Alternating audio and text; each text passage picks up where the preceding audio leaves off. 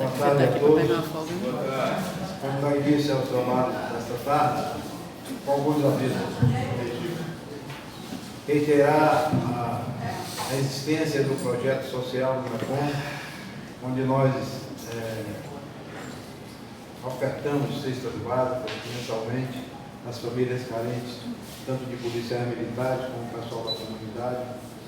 Temos trimestralmente a entrega de enxoval do bebê. Temos um grupo de artesanato que produz peças artesanais que não só integra o enxoval, como também serve de receita para custeio da despesa da casa. As inscrições estão abertas para o curso de acolhimento, que são os iniciantes da doutrina. O curso acontece às terças-feiras, a partir das 19 horas. Nós temos o nosso livro de liberação, na recepção, aqueles que precisam endereçar pedidos, seja de encarnados para desencarnados. E nossa livraria, que também é uma fonte de receita para as atividades. Feito isso, como é de praxe, vamos à leitura de um texto. Escolhemos hoje o livro Fonte Viva, psicografado por Chico Cândido Xavier, o Espírito de Emmanuel, subtítulo: Se soubesse. Se o homicida conhecesse de antemão o tributo de dor que a vida lhe cobrará, no reajuste do seu destino, preferiria não ter braços para desferir qualquer coisa.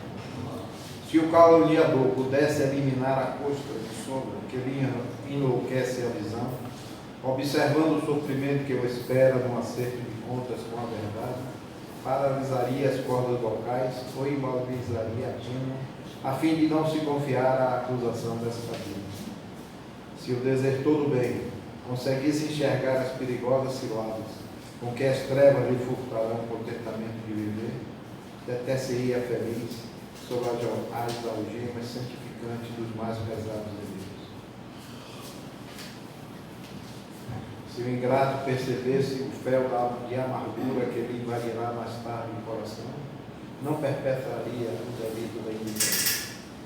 Se o egoísta contemplasse a solidão infernal que o aguarda, nunca se apartaria da prática infatigável da fraternidade e da cooperação. Se o glutão enxergasse os desequilíbrios para os quais encaminha o próprio corpo, apressando a marcha para a morte, renderia culto invariável à frugalidade e à harmonia.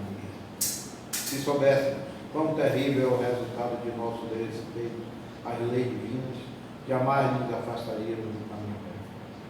Perdoa, pois, a quem te fere e calunia. Em verdade, quando se rende às sugestões perturbadoras do mal, não sabe o que faz.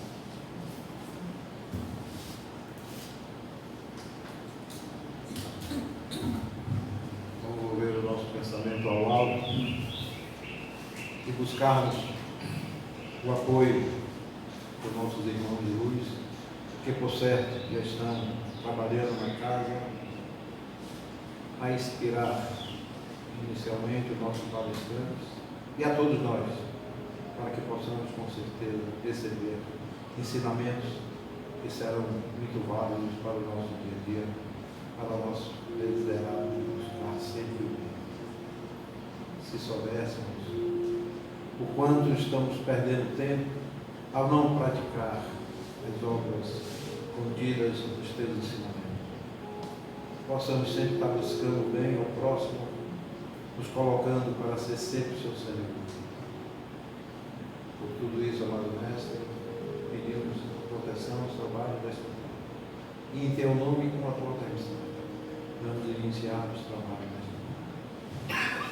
Palestrante da tarde é o nosso amigo e companheiro aqui, cujo tema do mês é honrar vosso pai e vossa mãe. E o de hoje, piedade filial.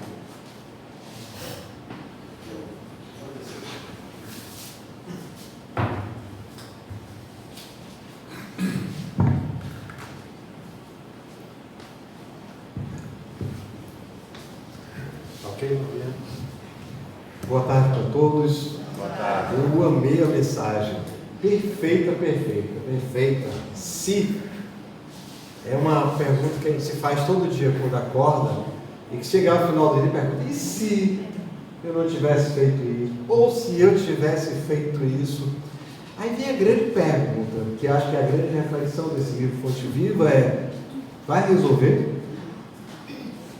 Não vai resolver. Já foi. Mas a gente precisa pensar que no dia seguinte eu teria uma nova oportunidade. Em vez de eu perguntar se, eu vou e faço no dia seguinte. Então eu achei fenomenal essa reflexão. É uma coisa que acho que a gente convive com se eu tivesse. Tem um filme que é maravilhoso, que ele diz assim: se eu tivesse feito tal coisa, como é que seria o final? E aí ele mostra o desencadeamento de uma forma, e depois ele volta todo o filme, e aí mostra se fosse de outra forma. Mas o ponto da vida da gente não é assim, né? A gente não volta para refazer. A gente aprende com o que fez e segue adiante. Agora eu vou fazer uma pergunta a vocês que eu fico bem curioso até hoje. Antigamente era porque o ar-condicionado fazia muito frio, mas eu vejo que a temperatura hoje está muito legal, né? Por que todo mundo só senta na cadeira do fundo?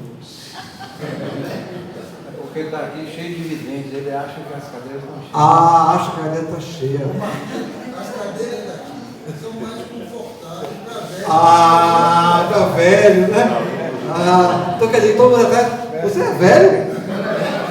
Se você conseguir estacionar num lugar que eu não consegui, eu mando lhe prender. Primeiro começa com essa concepção de que a turma do fundão, né?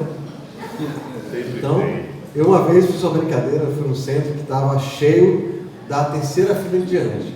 Eu tirei as 3 primeiras filas todas. Aí pronto, eu cheguei perto aqui, não vou fazer isso, que a gente está transmitindo também. Mas primeiro ele parte de uma concepção que nós somos uma família, né? Nós todos aqui estamos em família. As relações, por mais diferentes que sejam, nós nos encontramos aqui no NEPOM. Todos nós temos um papel muito importante aqui no NEPOM em favor dessa família.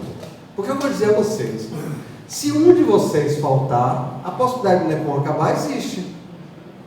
Existe? Você é muito importante.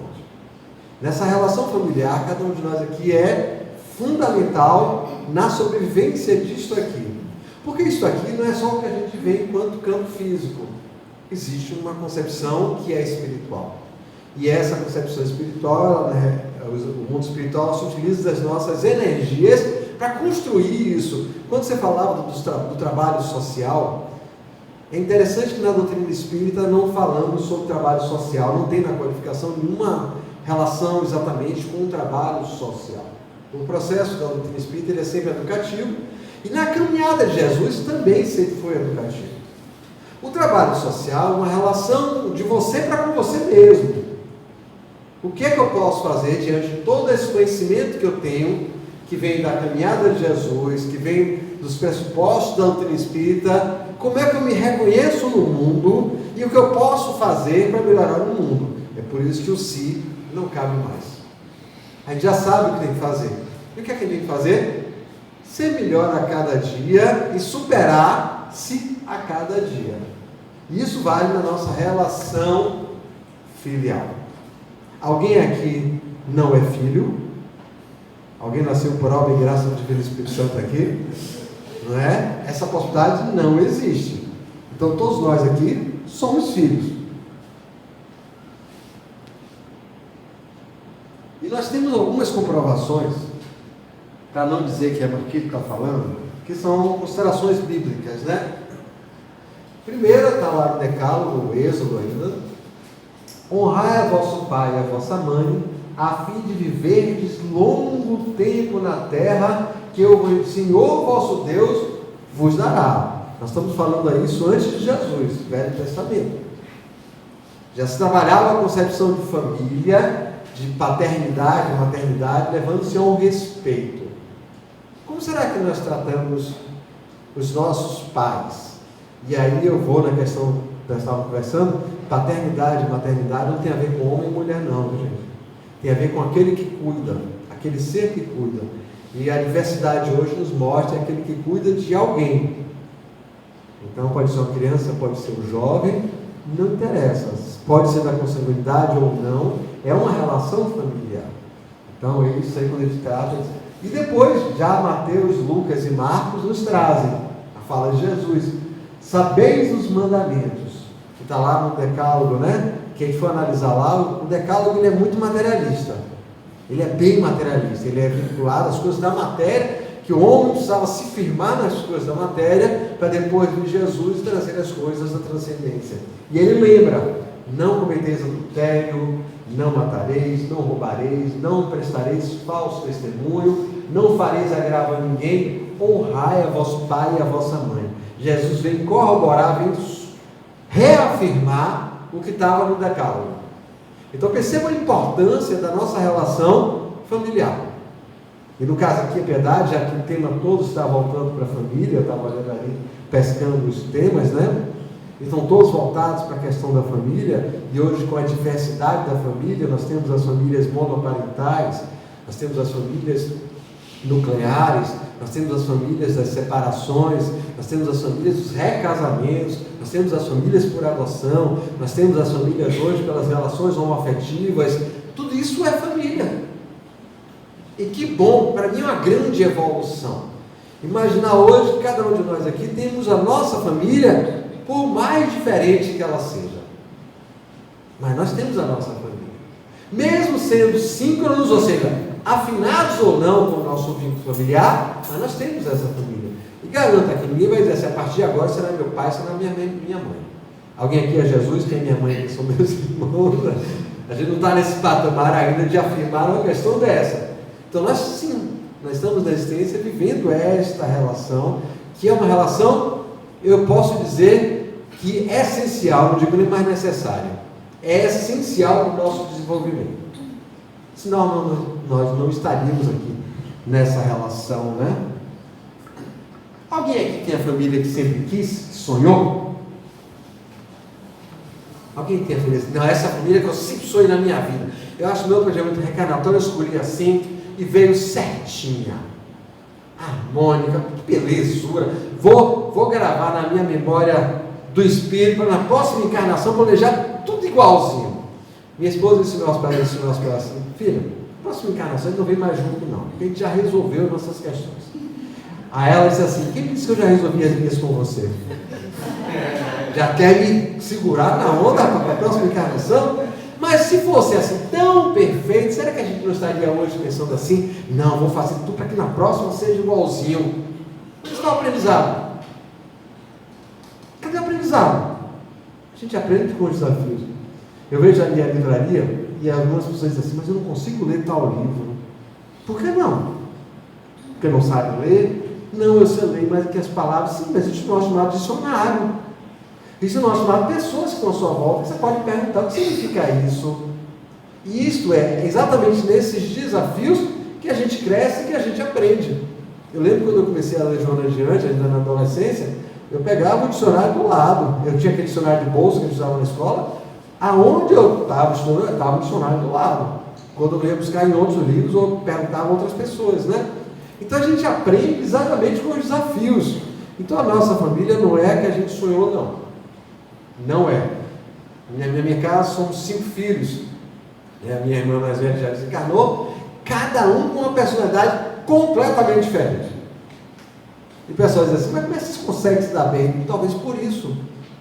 Personalidades tão diferentes, a gente pensa diferente, a gente age diferente, então não tem uma disputa de pensamos igual, mas o meu pensamento é melhor que o seu. Não, porque são pensamentos diferentes. Talvez por isso. Não vai dizer que seja a família eternamente harmônica, não. A gente tem os desentendimentos, claro, é real, a convivência nos leva a alguns desentendimentos, aí não pode guardar mágoa, rancor, raiva, né? Isso não tem sentido mais.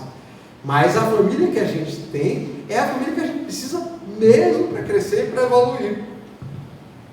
Eu vou sumindo da câmera, eu fico com vergonha da câmera. Quer que eu faça, né? Tá vendo? Não, eu queria ficar mais perto de mim, tá vendo você? Já estava com saudade de mim. Ia ficar ali. E aí vem o seguinte: um corolário da lei geral da caridade de amor ao próximo, visto que não pode amar o seu próximo aquele que não ama seu pai e a sua mãe. O termo honrai encerra um dever a mais para com eles, a piedade filial. Será que está claro para a gente esse conceito de honra? O que é honra? O que é honrar algo? É se comprometer e cumprir. Será que no meu planejamento reencarnatório eu pedi para vir nessa família? Não. Eu clamei, eu pedi, por favor. Tenho certeza disso. Ele disse assim, me dê uma oportunidade de reencarnar, pelo amor de Deus. Então eu devo ter pedido muito. Só que chega aqui, a gente esquece do nosso dever e da nossa honra para com esse núcleo familiar. Porque é muito comum, né? A gente, quando está de bem, a gente esquece Deus. Mas quando está passando por aperto, num instante a gente faz nossa oração. Quando tem um desafio para o dia seguinte, Deus, abre minha consciência para que eu seja intuído para resolver o meu problema amanhã. No dia que você dorme de boa, ninguém me lembra nem de orar. Não, já está, passei o dia orando. Preguiça pura. E aí a gente só vai lembrar mesmo dessas coisas, a honra que a gente tem que ter para a nossa vinculação familiar. Não precisaria insistir. Senão seríamos como qualquer lugar onde a gente se junta num determinado grupo de pessoas e passa a se relacionar e considera aquilo como família. Não. Se hoje a gente reconhece que a família é exatamente uma evolução da nossa humanidade e que continua sendo o pilar da sociedade, mesmo que alguns neguem, ela é o pilar da sociedade dos dias de hoje, sim, continua sendo, é uma sustentação para a nossa sociedade, e o livro dos Espíritos coloca, se não houvesse família, né, o egoísmo tomaria conta.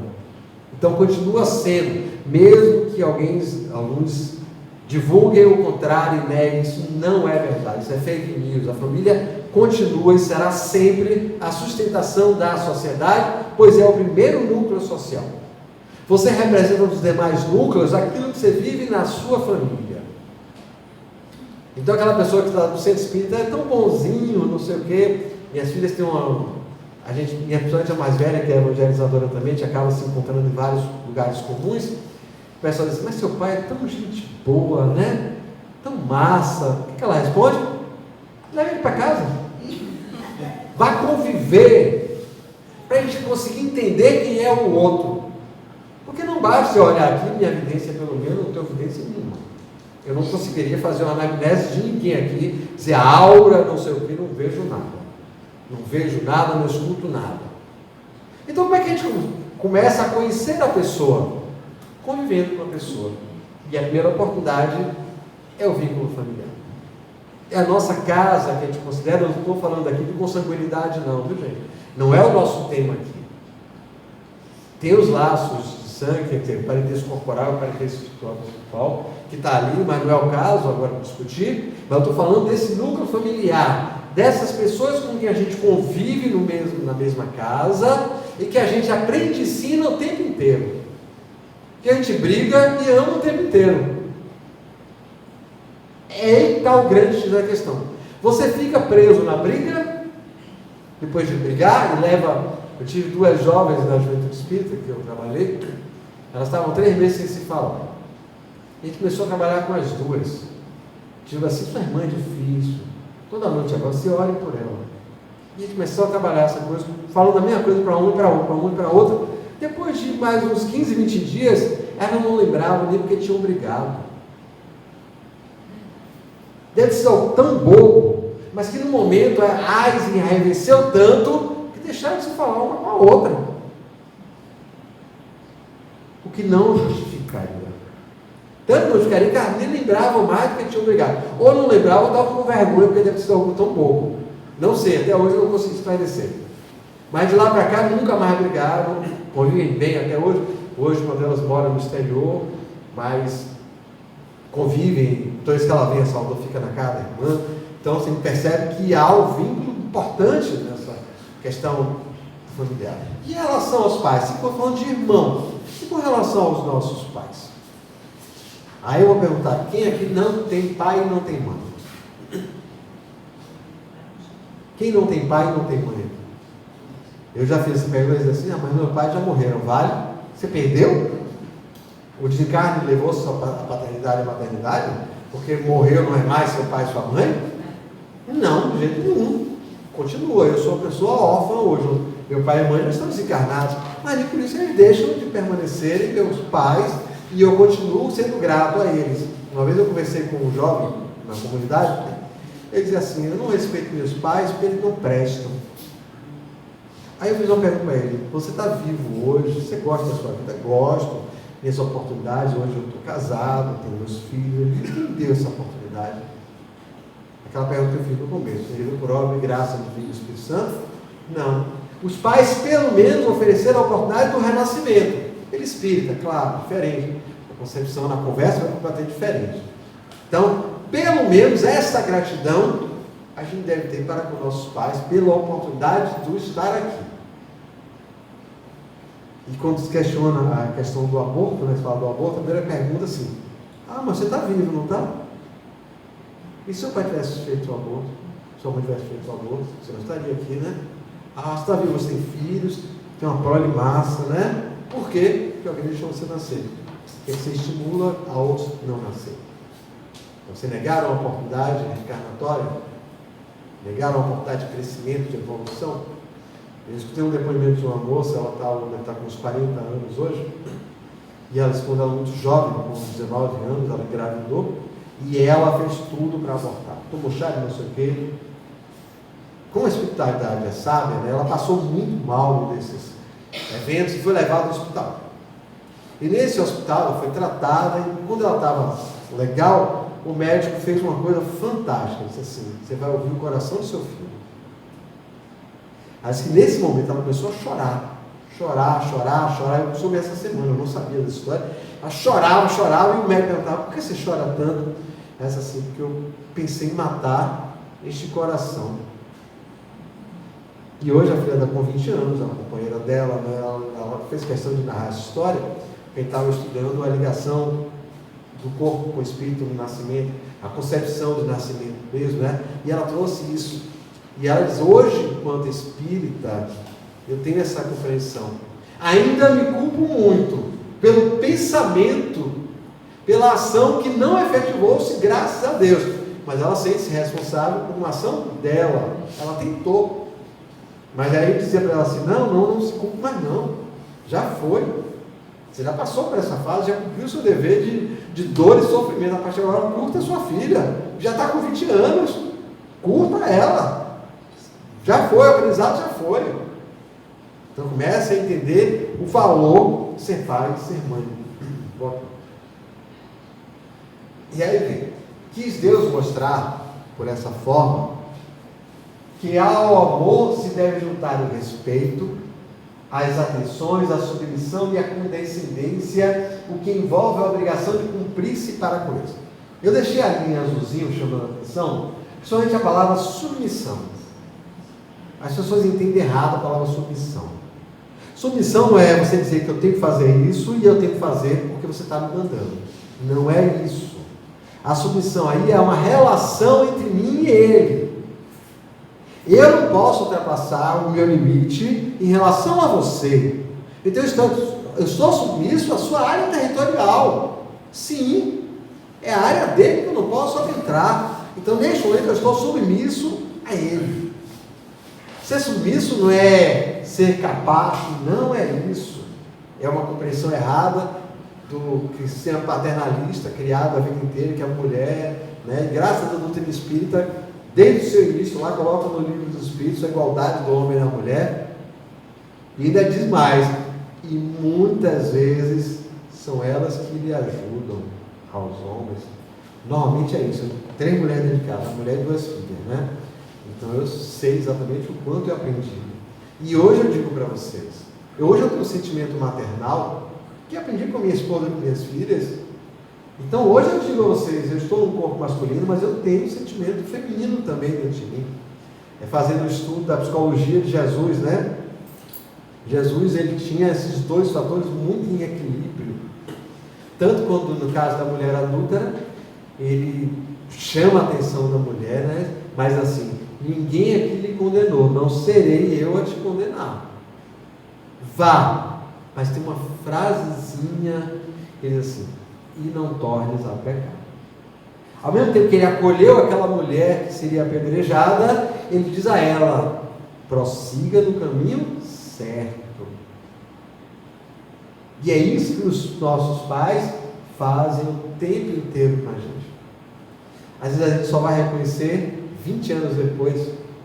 Se não fosse aquilo, como é que eu estaria? Éden, que é um amigo do Rio Grande do Norte, ele uma vez me perguntou assim: Marquito, a gente se encontrou em Vitória da Conquista, ele disse assim: o que seria de Marquito se não fosse evangelizado?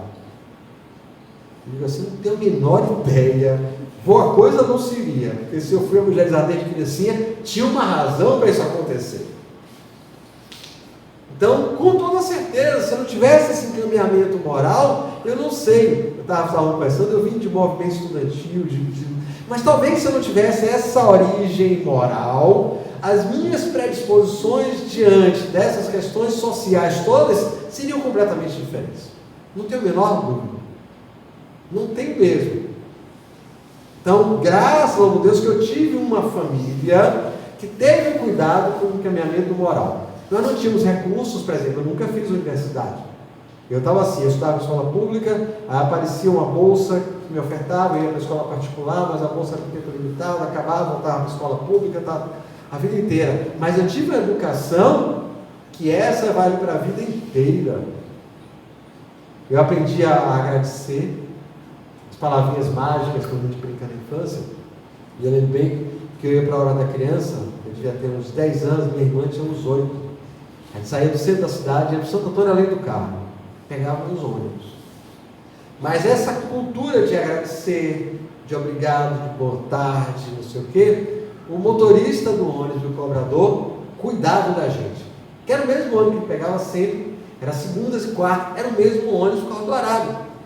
O motorista guardava a cadeira atrás do banco dele, reservava para nós dois. Imagine eu com 10 anos e minha irmã com 8, a gente já rodando a cidade ali. Ele guardava. O cobrador, quando ele chegava, dizia assim: não passa da borboleta, não, entra por aqui sim, tá aqui qual foi? Ele pegava o dinheiro, ele passava a borboleta, eles cuidavam da gente.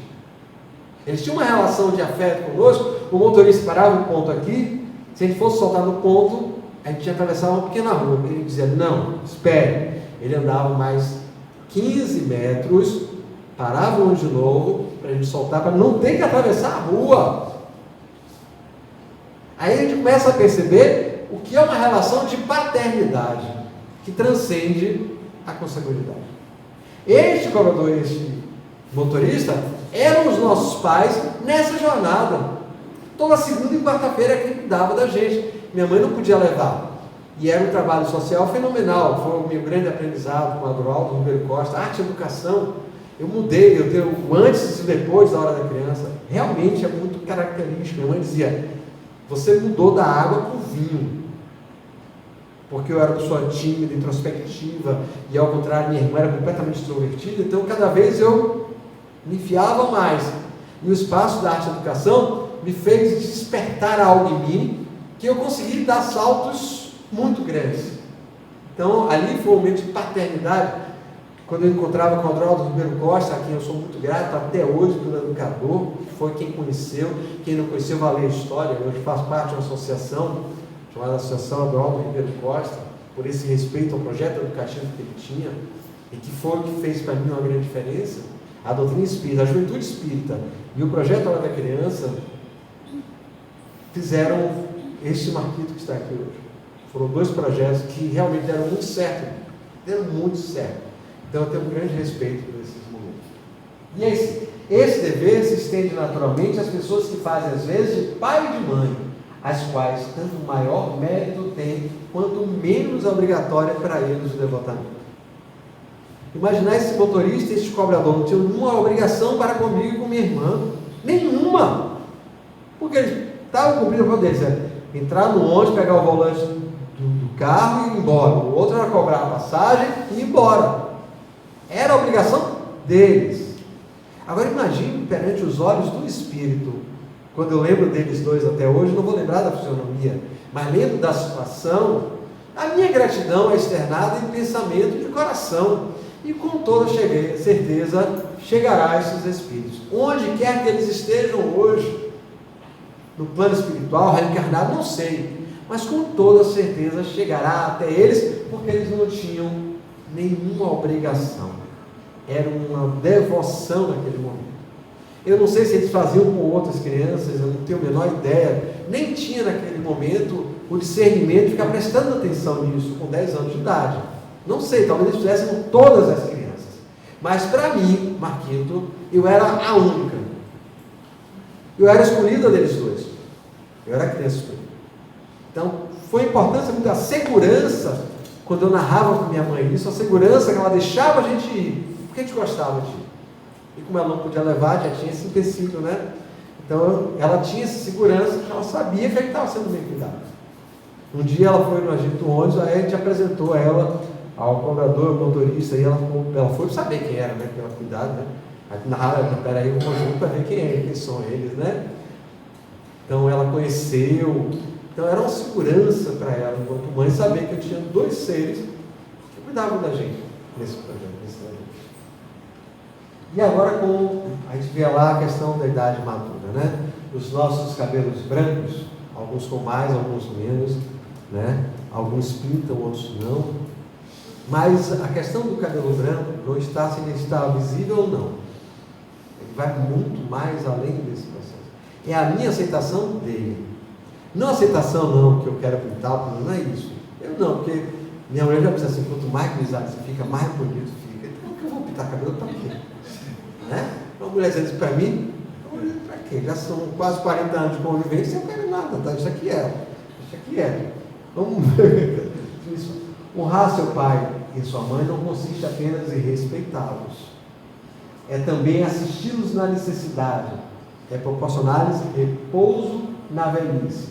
É cercá-los de cuidados, como eles fizeram conosco na infância.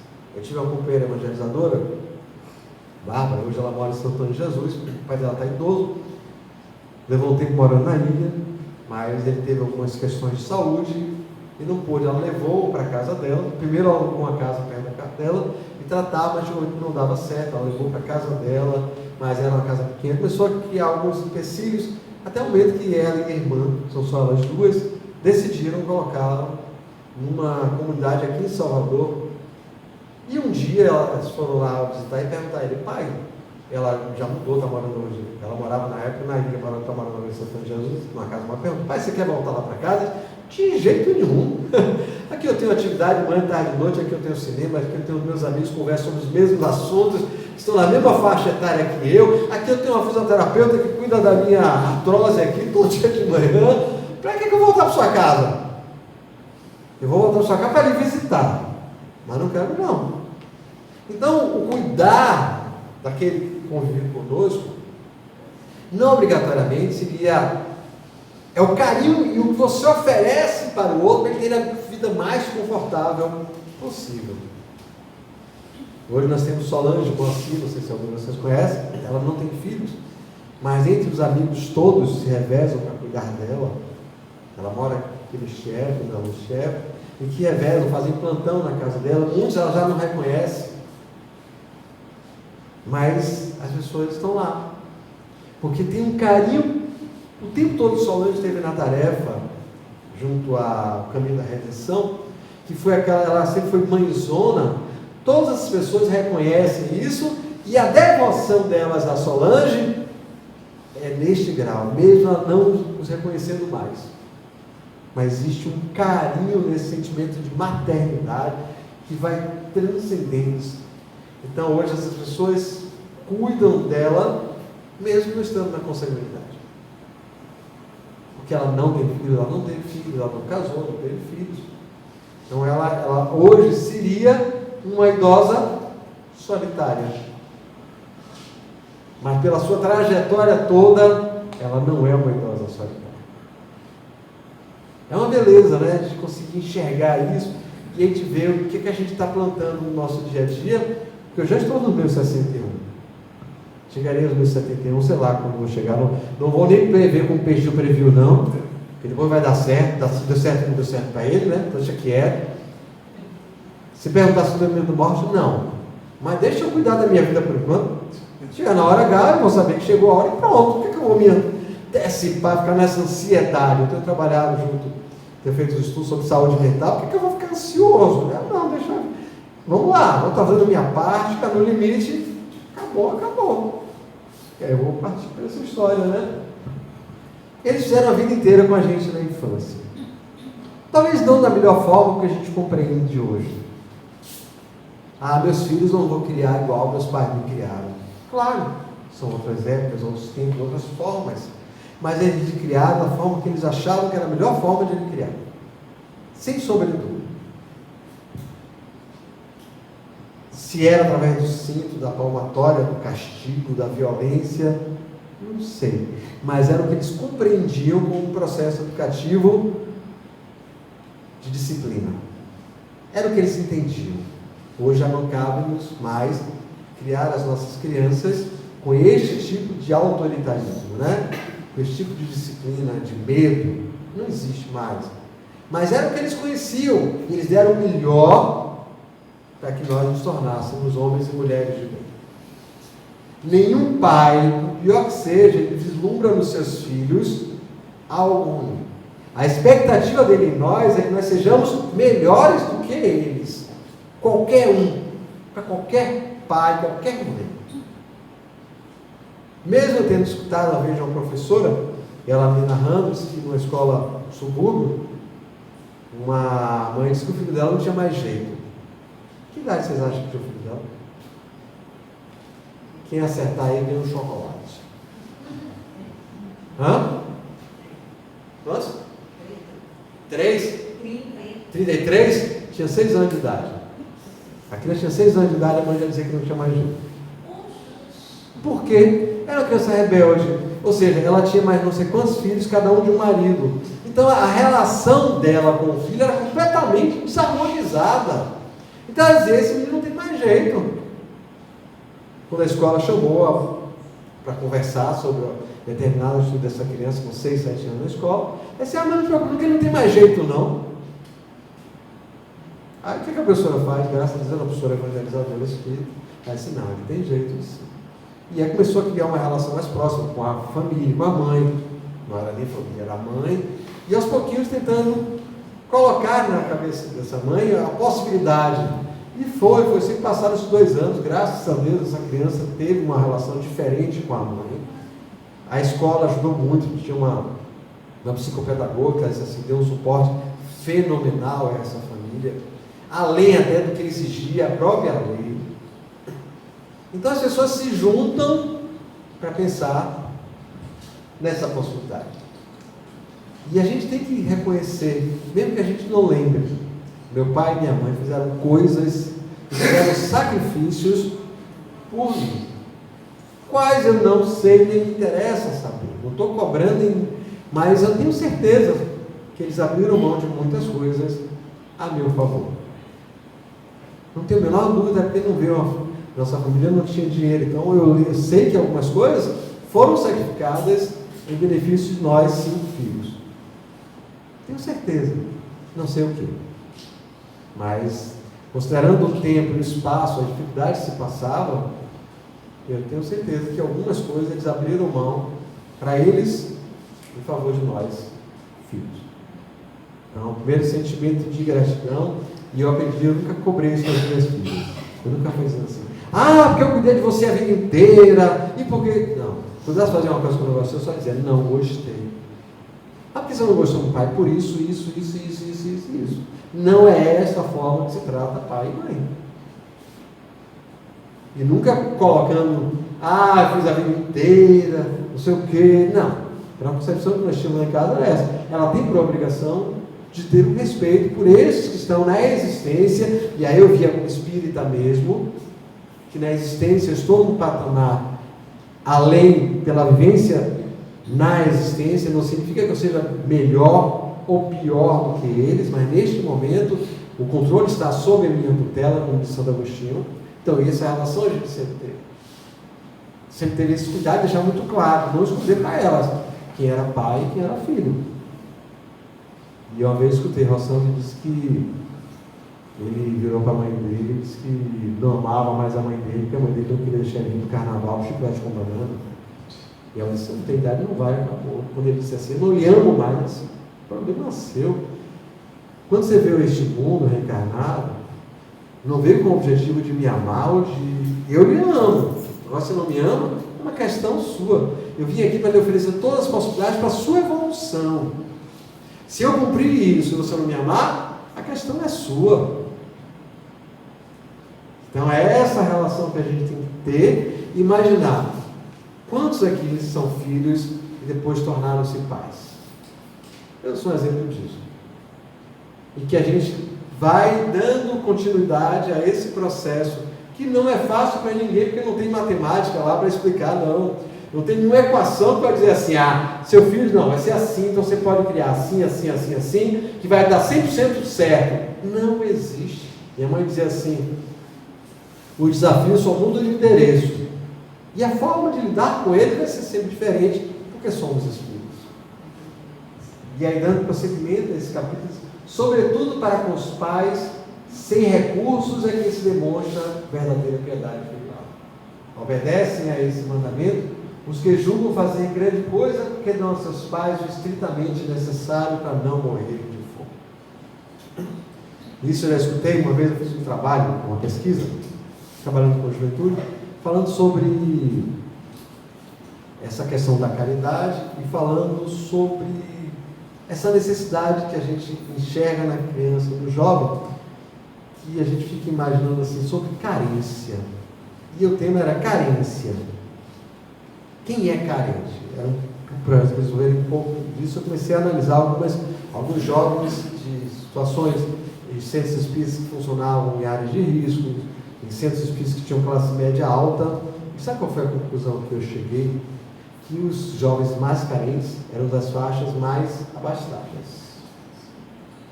Na época se falava um termo chamado órfãos de pais vivos.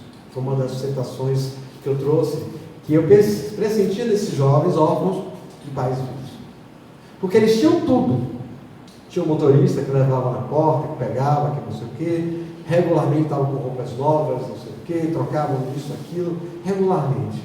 Mas faltava uma coisa. O aconchego, o acolhimento, o estar junto. E aí a gente pergunta assim, como é que está a nossa relação com os nossos pais? Eu estou sustentando apenas pela visão da matéria?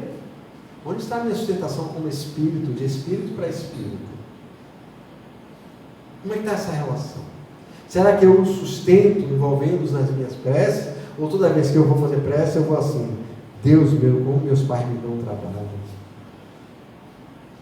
Não estou cobrando nada de ninguém, até porque os meus pais, meu pai inclusive, eu não tive a oportunidade de cuidar dele, não doença nem nada não, mas eu consegui trazer ele para morar em Salvador, minha mãe já morava aqui em Salvador, quando eles se separaram, tudo, estava junto, mas nunca vivi essa questão de cuidar do cuidador. Porque minha mãe morreu de um infarto fulminante. Ela foi fazer, ela assistiu mal, fui para a casa dela, levei ela para emergência, não sei o quê, fez um cateterismo, estava bem, já saí da UTI, já estava aberto para visita, não sei o quê. Nesse dia todos os filhos visitaram ela, de noite ela teve um infarto fulminante e acabou. Então eu tive esse desafio de estar em casa, de cuidar, de doente, de fazer isso, eu não tive. E meu pai, ele sempre tinha na consciência dele que no dia que ele tivesse cumprido a meta dele, ele se matava, e ele se matou. Foi uma surpresa assim, porque também na semana anterior, todos nós tínhamos visitado ele.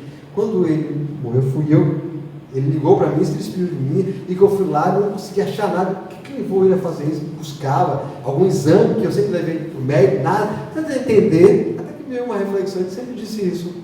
Então o processo dele, enquanto espírito, então eu não tive esta vivência do cuidador. Meu pai morava no Estela Mares, mas todo final de semana, eu ia lá, jantava com ele, eu levava lá para casa. Ele gostava muito da minha filha mais velha, principalmente. Ele curtia muito o Lorena, então ele gostava muito de Lorena, então às vezes eu levava ele lá para casa.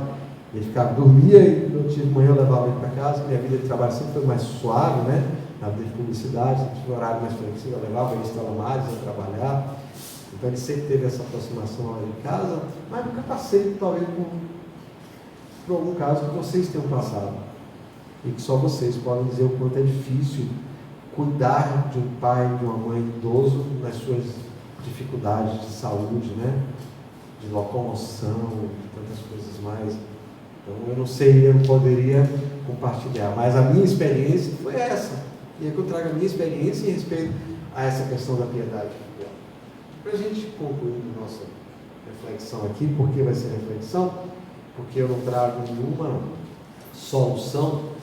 Se eu dissesse a vocês que eu estou trazendo uma solução para vocês, eu seria ousado demais e não seria verdadeiro, né? Mas, pois, aquele que ouvido que deve aos que ampararam a sua fraqueza. Que com a vida material lhe deram a vida moral, que muitas vezes se impuseram duras privações para lhe garantir o bem-estar. E aí nada como Jesus agora para nos orientar. Que este, como diziam os jovens alguns anos atrás, esse é o cara. Devem, pois, os filhos tomar como regra de conduta para com seus pais todos os preceitos de Jesus concernentes ao próximo. Amar ao próximo como a si mesmo. E quem é o próximo mais próximo? E aí vem Jesus, para nos clarear essa ideia. Em nenhuma ocasião desprezava lhe dar um ensino. Aproveitou, portanto, a que se lhe deparou com a chegada de sua família, para precisar a diferença que existe entre a parentela corporal e a parentela espiritual. Eu não vi qual é a data, não, se já passou ou não esse tema. Mas se passou, vocês têm gravado lá para assistir e ver a importância. E o que me chama a atenção nessa relação, apenas um pequeno resumo aí, é que essa relação entre corpo e espírito, o corpo procede do corpo, mas o espírito não procede do espírito. E ele vem dizendo que espíritos simpáticos, ligados por anteriores relações, que a maior parte das nossas relações são por espíritos simpáticos. Mas, contudo, todavia, entretanto, sempre tem aquele na nossa relação familiar com quem a gente tem o maior desafio da encarnação. Se não, é aquele com quem a gente tem mais desentendimento, menor afinidade. É com este que realmente na nossa relação filial, se é pai ou mãe, se é irmão, é com quem a gente deve trabalhar mais. Eu não sei se todos aqui têm a mesma convivência com a doutrina espírita que eu desde criança. Então hoje a doutrina espírita me apresenta essa relação como uma necessidade de eu buscar um relacionamento com aqueles que eu tenho mais dificuldade. Não que eu vá resolver nessa encarnação, não. Mas eu pelo menos vislumbrar a possibilidade de me relacionar com aquele que na encarnação diga assim, mas meu santo não bate. Mas pelo menos já vem a consciência de assim, mas precisa bater, precisa resolver. Uma vez num grupo de família, vai trabalhar com um grupo de família, uma senhora disse assim que ela não ia reencarnar mais com o ex-marido, não. Eu disse, por quê? Porque ele não presta, tá aí, não resolveu, vai reencarnar de novo, vem na próxima, até resolver ele vai vir. Minha filha, quando você não resolve, não, como diz o Evangelho, não paga o último ceitinho lá, vai voltar junto, filho. Resolva logo, deixe logo as claras, resolva logo. Mas resolva, vá por mim. Vá por mim, resolva, vá procurar entender. Quem garante que na encarnação anterior você não foi a malvadona e ele foi o bonzinho? E aí começava a trazer as concepções espíritas para a gente refletir também, né? E não sei o que deu lá, não sei como é que vai ser o planejamento reencarnatório dele, não. Também não é comigo, não.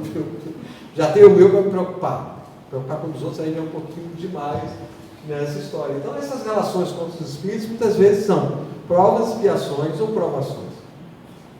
E nem sempre aquele que está na nossa família, que é o diferentão, que talvez não bata, talvez não seja a grande ferramenta para a melhoria daquela família.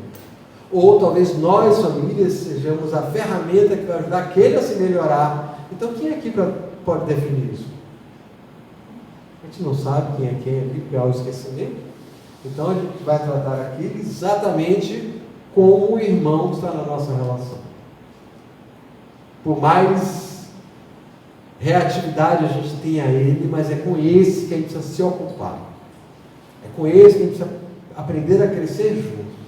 Se Ele não fizer a parte dele, é o problema dele. Mas se eu fizer a minha parte, mérito meu na próxima encarnação. Então, na próxima encarnação eu vou voltar de boa, e vai voltar talvez comigo, mas aí já como missionário, já pensou? Eu como missionário, está distante um pouquinho, né? Mas sonhar não paga imposto não, então vamos deixar. Vamos sonhando um pouquinho nessa história. E a gente vem, não são os da consanguinidade, os verdadeiros laços de família, e sim os da simpatia e da comunhão de ideias. E quando a gente se pergunta assim, quem é meu pai? Quem são meus irmãos? Quem é minha mãe? Senão aquele que faz a vontade de Deus. E será que os nossos pais, em toda a sua trajetória, de alguma forma não fizeram a vontade de Deus? Ou será que estavam aqui, caíram de paraquedas por acaso, não fizeram nada de bom na existência? A gente não pode acreditar nisso. Por pior que ele seja, foi quem nos deu a oportunidade da reencarnação. Então, pelo menos por isso, serei grato. E nesse trabalho com a comunidade, eu fiz uma vez mostrando aos jovens exatamente isso. Por pior que ele seja, normalmente os pais, né? Os pais é que são ausentes, a maior parte das vezes, dessas relações sociais, eles assim, mas eles deram a oportunidade. Se hoje você está aqui na casa, está entendendo isso, pelo menos grato a isso, vocês precisam ser. Vocês não precisam amá-lo como vocês amam sua mãe, não, mas pelo menos a gratidão já é o primeiro passo para valorizar essa relação e essa oportunidade da vida. Então, nós tenhamos esse papel de analisarmos toda a nossa relação com os nossos pais, não com um peso nos ombros, mas como um aprendizado. Eu gosto muito quando a Adenauer diz para a gente que reencarnação é um processo educativo. A nossa relação com os nossos pais é um processo educativo. Como está sendo a minha relação com as minhas filhas. Hoje já não moram com a gente, ficaram no seu canto, com o seu companheiro, mas continua sendo uma relação de aprendizado sempre. Sempre, sempre. As experiências delas vão servir para mim, as minhas vão servir para elas. De forma diferente da aplicação, mas com certeza as experiências delas, jovens hoje, com 34, 32 anos, são muito úteis para mim. A minha filha mais nova é aquela que a disciplina dela é às vezes até o extremo, né? Mas a minha vivência, ela hoje, a enteada dela está com 12 anos, mas convivo com ela desde os 6, e ela é muito dura às vezes com essa menina, e eu disse, não, faz o seguinte, manda lá para casa. Quando você tiver essa tua, manda lá para casa. E aí eu tenho isso como segunda e quarta-feira, eu vou lá, pego ela na casa dela, levo, vai, leva o balé, fica lá em casa, faz as tarefas comigo, não sei o que, não sei o que, não sei o que, porque às vezes ela diz assim, ela é a general, ela quer o melhor, não é nem da filha da consanguinidade, mas tem ela quer o melhor, ela tem dificuldade na aprendizagem, então ela quer às vezes ir de calma, devagar, quando o Santa de Barro, vamos buscar alternativas, não sei o que, mas é o que ela quer, é a melhoria daquela criança que não é nem sua filha da consanguinidade. Ela conheceu com 6, 7 anos, não conviveu, começou a conviver de um ano para cá, que mora com eles agora, mas existe um desejo do melhor para aquela criança. E é isso que nossos pais sempre quiseram para cada um de nós. Se alguém duvide, espere desencarnar, depois faça a leitura lá, como foi o seu projeto reencarnatório, que vocês vão entender por que nossos pais tiveram nossos pais. Eles não são, eles estão. E aí vai entender um pouco, quando a Hermínio Miranda diz que nossos filhos são espíritos, né? Nossos pais também têm os seus desafios, têm as suas aprendizagens, e a gente precisa reconhecer isso de cada um de nós. Então, vamos orar com mais carinho. Eu não tive a oportunidade de ter avós, nunca tive avós, meus avós morreram, eu não era nascido, não conheci nenhum avô, nunca tive essa relação de avós, né, aqueles que é o dobrado, nunca tive essa relação. Mas a relação com meus pais, apesar de separados, desde cedo, quando meu pai separou minha mãe, devia ter uns 5, 6 anos de idade, mas sempre mantive uma relação com meu pai, mesmo à distância, não concordando com uma coisa ou com outra, mas sempre respeitando e respeitando minha mãe, porque eu entendia que eles tinham, cada um tinha um papel, e interessante que eu desde adolescente, o pessoal culpava muito meu pai, né? E eu dizia assim, mas numa relação tem sempre os dois lados, né? Pois tinha uma culpa só, alguém deixou a vida me levar e foi, e um dia a ordem regolou. Então eu sempre tive esse pensamento, diferente de alguns irmãos, até a reconciliação de meu pai com meus irmãos foi no nascimento da minha filha mais velha. Ele dizia assim, teve um objetivo. Ele veio para cá, assim que ela nasceu, até por questões financeiras minhas, de aperto, ele resolveu vir dar um suporte, e ele ficou lá em casa durante um mês. A minha filha é pequena. E todo mundo ia gostar da minha filha. E aí os laços voltaram a se estreitar, a relação dele com minha mãe mudou completamente. Eu disse assim, você é um anjo de guarda. Você veio trazer uma ligação de volta nesse núcleo familiar que estava disperso.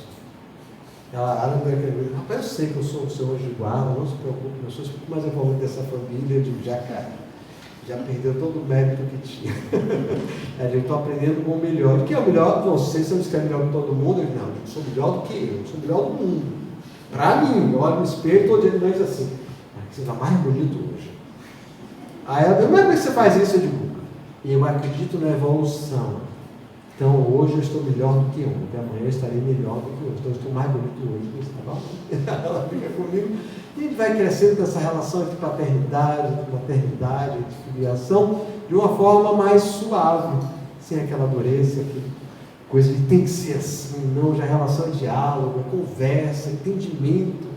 É você mostrar a essas crianças, esses jovens, o que tem no mundo hoje, e mostrar os seus desafios também, que você tem aprendizado. Ninguém aqui é super-herói. Aquela concepção de que os pais têm que ser super-heróis dos filhos já não existe mais.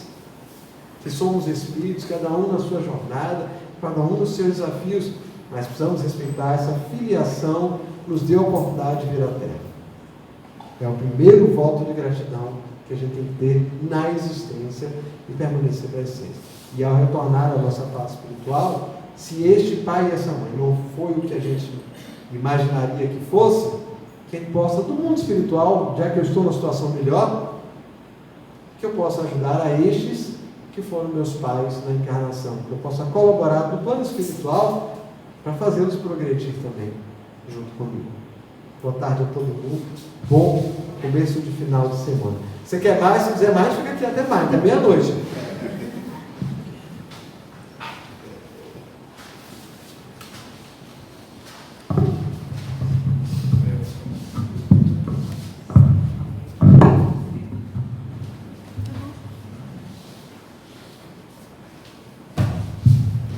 Eu gosto de falar, deixa eu deixar. Então, em nome da direção da casa, nossos agradecimentos, de uma forma tão brilhante, didática, e dentro daquela conversa que nós tivemos antes aqui, tenha certeza que você não precisa fazer mais pedagogia, não, porque você já é um professor. Aqui temos alguns pedagogos que sabem que você trouxe de uma forma bem objetiva, didática, e enfatizou o que a gente tem tratado muito esse mês, a importância para a gente valorizar a família, que essa é uma mata da sociedade. Parabenizar também a diretoria doutrinária pela brilhante inspiração de trazer esse tema, que é muito importante e que mexe com cada um de nós quando fala dos nossos pais. E outra coisa também bem importante, que a gente, como mensageiro, como estudioso, como adepto da doutrina, devemos bem enfatizar de uma forma bem clara, como ele falou, e é uma coisa que eu sempre uso nas conversas, nas discussões sadias sobre o aborto. Eu digo sempre isso. Se seus pais pensassem como você, aquelas que defendem o aborto, vocês estariam aqui. Então é uma forma bem presente, bem direta, para que as pessoas que defendem ainda a prática do aborto refletirem. Mais uma vez, nossos agradecimentos, e as portas continuam abertas, e a gente, com certeza, você voltará com muitas vezes essa. Dentro dos avisos que nós fizemos, ratificamos os projetos sociais, esqueci de um bem atual, que a gente espera que seja pontual, passageiro. O NECOM está sendo base de recepção dos gêneros alimentícios, dos donativos, de modo geral, para os nossos irmãos lá no Rio Grande do Sul. Então é mais um ponto de apoio que a gente, dentro da prática de ajudar e colaborar com o próximo, estamos com as nossas portas abertas. Feito isso, vamos para a oração final e agradecimento.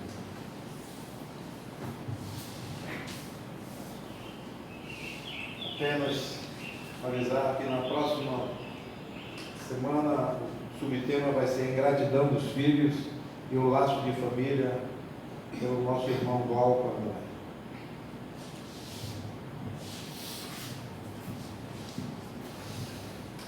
Amigo Jesus, só não resta te agradecer pelo grande presente que nos concedeu nesta tarde, com ensinamentos, para que nos desperte, sempre refletindo sobre a importância da nossa família. E quando abrindo o texto, quando nos reportam sobre se soubesse, que o nosso irmão palestrante afirmou que não nos cabe mais o si, e estendo não só, talvez para aqueles nossos irmãos que estão presentes aqui na casa, que são estudiosos e adeptos da doutrina, mas pelos nossos irmãos que estão além do nosso centro, que possam entender introspectivo, não só entender, como absorver que o si já não comporta mais na nossa vida. Possamos olhar para trás apenas com o desejo de corrigir, de reparar aquilo que não foi feito, mas que a doutrina nos mostra cada vez mais que temos muito a fazer, que as oportunidades que o Pai, que a vida nos mostra, estão sendo receptíveis. Somos, como diz a nossa doutrina, nós somos uma partícula do Pai.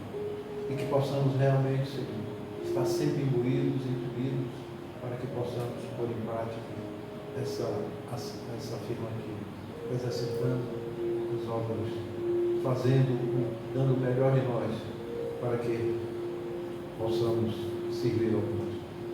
E aproveitar a oportunidade para agradecer e orarmos sempre aos nossos pais, quer sejam encarnados, quer que já estejam no plano espiritual, agradecendo por tudo pelo que somos e por estarmos aqui nesta encarnação. Por tudo isso, amado Mestre, te agradecemos. E em teu nome, com a tua permissão, damos por encerrada a primeira parte da nossa vida. Avisar para aqueles que desejam, teremos o passo individual.